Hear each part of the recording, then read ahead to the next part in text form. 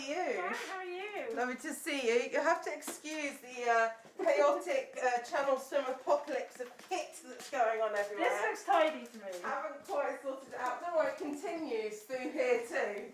All of my feed stuff and the hot water. But come out into the garden and we can be free of the corona masks. Happy to be home, safe and well, and not at all downhearted. Neris isn't someone who gives up easily. I didn't cry about not finishing because sometimes the biggest goals aren't the easiest things to achieve, and if it was easy it probably wouldn't have been my biggest goal, you know. And I always knew there was a chance that I wasn't going to get across. Straight away I spoke to the pilot yesterday and with rebooks and I'll be back. Good old Arnold Schwarzenegger, but you know, with some edits and just small things, and hopefully a warmer day, maybe slightly less of a big tide, but you know, you're never going to get the perfect conditions out in the channel, and that's half the fun. Neris is still going really strong and we are just over halfway. With less of her body moving and generating heat, Neris not surprisingly succumbed to hypothermia. Everything just started going black from the outside in, as if I was ending up in a tunnel, and my brain couldn't quite make sense of what was happening. So I did 3 more strokes and turned to look at the boat, and it was just black.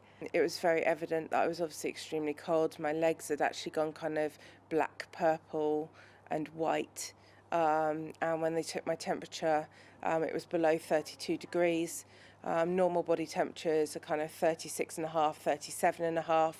37.5. So, you know, I was kind of 5 degrees body temperature below normal. And it took them a very long time to get my body temperature up above 32. The decision to start her swim from Dover at 1 a.m. was based on tides and timing. The crew wanted her to finish in the light, and at the time she was pulled out of the water, Neris reckons she was on course for a crossing in 14 hours. For the 9 or so she did complete, she was loving every minute. On these long endurance events, I look for smaller goals within the overall goal. Get to daylight, see sunrise, you know, and so it was a beautiful kind of marker point for me. I knew it was going to be about 6 hours in, that the sun was going to come up. Just a stunning experience watching the night sky go from this pitch black, you know, so black, to this just, I got it, indescribable, like kind of midnight purple, and then up from, you know, you're swimming into the day, because I was swimming east at the time, and the sun just kind of appears and you're actually just swimming almost into the circular curve of the world, you know. Taking a lot from what she's now referring to as her trial run, Neris hopes to try again in 2021. In terms of what she might change, she talked about adapting her feeds to more suit the conditions, as well as getting back to her Commonwealth Games weightlifting weight. This year I put on some weight, but obviously then it means that I'm dragging more weight just with my arms. So I think I'm going to go back next year to my lean, mean fighting weight and see if I can be faster.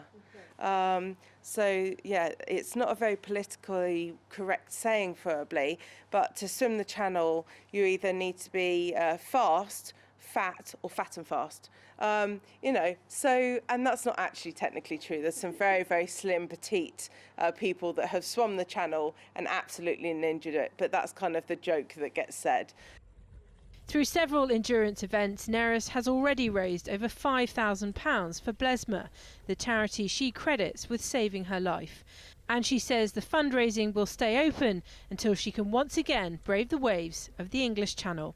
Kath Brazier, Forces News, Ascot.